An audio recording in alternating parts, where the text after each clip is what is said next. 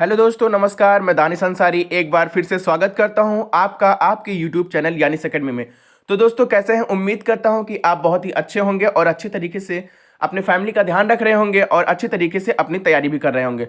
तो दोस्तों, आज की हमारी जो क्लास है यूपी टेट, सी टेट और एमपी टेट के लिए हम क्लास चला रहे हैं, सीरीज चला रहे हैं, जिसमें हम मनोविज्ञान के बारे में आज पढ़ेंगे। ये मनोविज्ञान की स्पेशल सीरीज चल रही है, जिसमें क्लास 4 होने वाला है। इससे पहले 3 क्लास हो चुकी हैं, जिसको आप प्लेलिस्ट में जाके देख सकते हैं।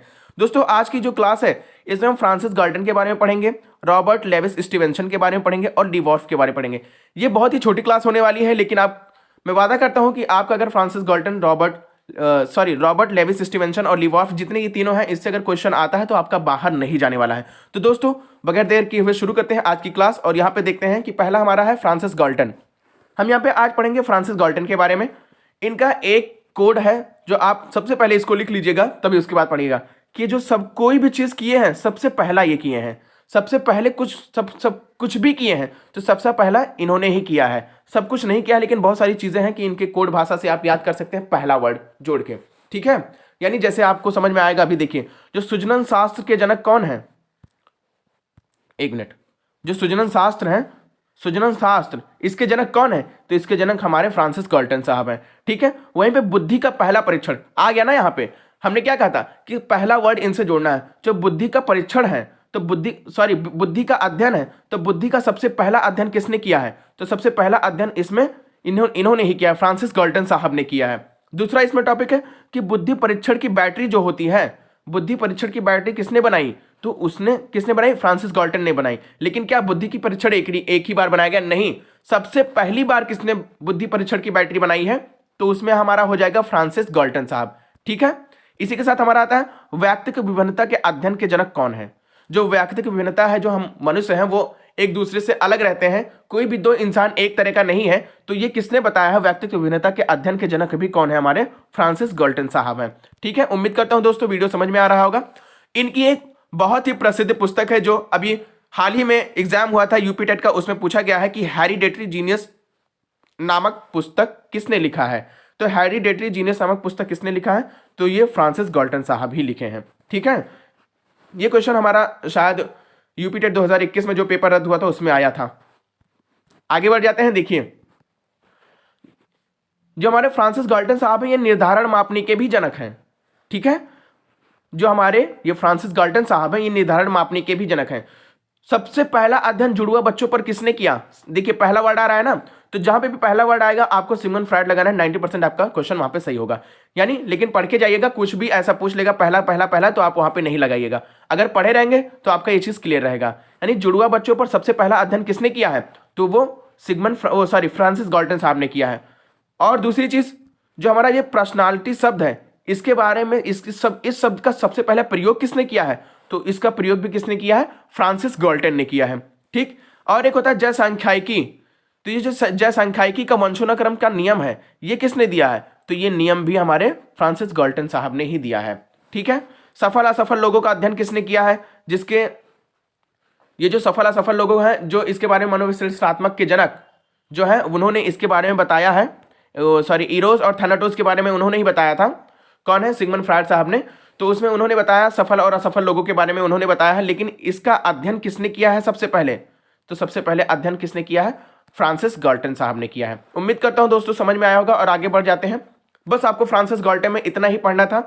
इतना अगर आप देखिए, सिर्फ 2 स्लाइड है और 2 स्लाइड में मुश्किल से 10 पॉइंट होंगे। आप 10 पॉइंट अगर याद कर लेते हैं तो फ्रांसिस गाल्टन इससे बाहर आपका नहीं जाने वाला है।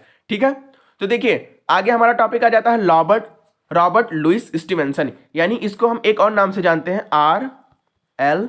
स्टीवेंसन के नाम से भी जानते हैं। ठीक है, R.L. स्टीवेंसन, इनका पूरा नाम है रॉबर्ट लेविस स्टीवेंसन।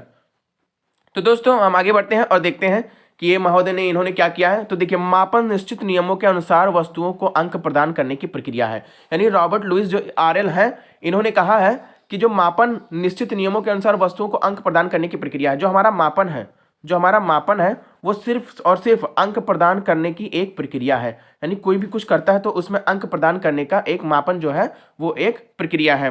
ठीक है, इन्होंने जैसे क्वेश्चन आएगा कि आर.एल. स्टीवेंसन ने मापन के कितने स्तर बताए हैं, तो आपको क्या करना है कि 4 स्तर बताए हैं। देखिए मापन के 4 स्तर हैं, कौन कौन से हैं? एक नामित मापन, एक क्रमिक मापन, एक अंतराल मापन और एक अनुपातिक मापन।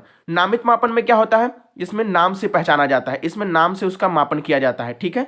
क्रमिक क्या होता है? क्रम वाइज किया जाता है, पहला दूसरा तीसरा चौथा, इसमें क्रमिक मापन होता है, ठीक है।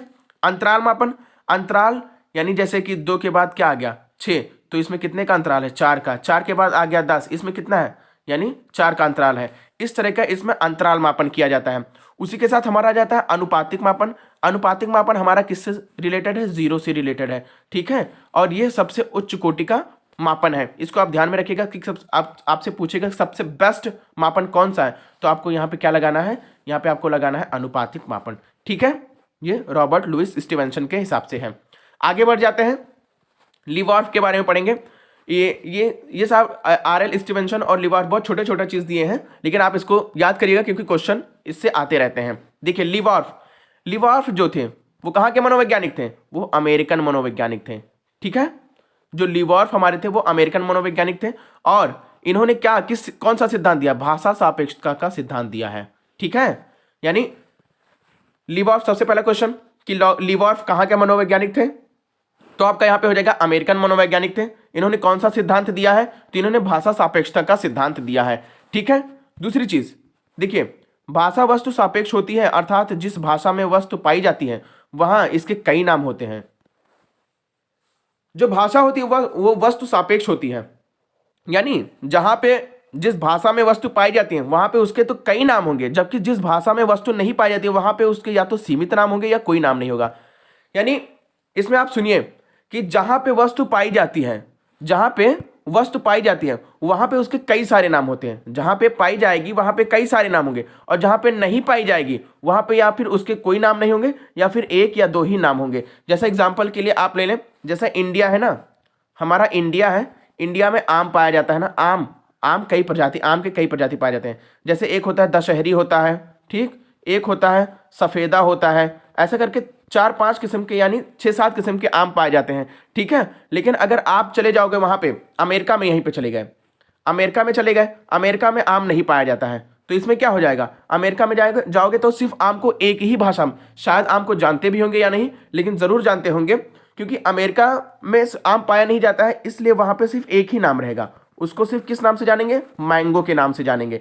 एक ही शब्द उनको, किसी भी प्रकार का अगर आम आप वहां पे दोगे तो उसको सब मैंगो ही बोलेंगे। लेकिन अगर बात इंडिया की आएगी तो इंडिया में सब लोग कहेंगे दशहरी होता है, सफेदा होता है, और तमाम किस्म प्रकार के यहाँ पे आम पाए जाते हैं। यानी कहने का मतलब यही है कि जो वस्तु जहां पाई जाती है वहां पे उसके कई नाम होते हैं। जो वस्तु जहां पे पाई जाती है, ध्यान से सुनिएगा, जो वस्तु जहां पे पाई जाती है वहां पे उसके कई नाम होंगे, और वस्तु जहां पे नहीं पाई जाती है वहां पे उसको लेके जाया जाता है, ट्रांसपोर्ट किया जाता है, तो वहां पे उस ट्रांसपोर्ट किया जाता है या फिर नहीं पाया जाता है तो वहां पे सिर्फ एक ही नाम होगा उसका। जैसे मैंने अभी एग्जांपल दिया कि आम हो गया, आम भी कहते हैं, दशहरी भी कहते हैं, सफेदा भी कहते हैं, 3-4 नाम मैंने ही बता दिया। और यही चीज आप अमेरिका में चले जाओगे तो आप उसको सिर्फ एक ही नाम से जानोगे, मैंगो, है ना।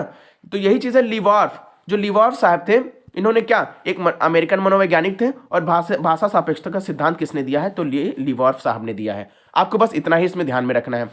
तो दोस्तों उम्मीद करता हूं कि हमारी ये वीडियोस आपको पसंद आई होगी, और आपको अगर पसंद आ रही है तो आप प्लीज लाइक करिए, शेयर करिए, कमेंट करिए, और आपको अगर हमारा चैनल पसंद आ रहा है तो आप इसमें यानिस अकेडमी को यानिस अकेडमी जो हमारा चैनल है, हमारा क्या है, ये आप ही लोगों का है, आप ही लोगों के लिए बनाया गया है, तो आप इसको प्लीज इसका ख्याल रखिएगा और इसको आप सब्सक्राइब करिए। सब्सक्राइब भाई जरूर करिएगा इसको, और बाकी लोगों को भी बताइए कि इसको सब्सक्राइब करें, और अच्छी अच्छी वीडियोस भी चल रही है। कमेंट में आप जरूर ये बताइएगा कि आपको किस टॉपिक पे वीडियोस चाहिए और किस चीज़ की आप तैयारी कर रहे हैं, तो प्लीज़ ये चीज़ आप ज़रूर बताइएगा। और दूसरी चीज़ कि आप अपना प्लीज़, कोविड का सीन इस समय चल रहा है, आप अपना ख्याल रखिएगा, अपने फैमिली वालों का ख्याल रखिएगा, और बहुत अच्छी तरीके से आप रहिएगा, हंसते रहिए, मुस्कुराते रहिए, देखते रहिए यानिस अकेडमी। तब तक के लिए अगली वीडियो में आपसे मुलाकात होगी, तब तक के लिए जय हिंद दोस्तों।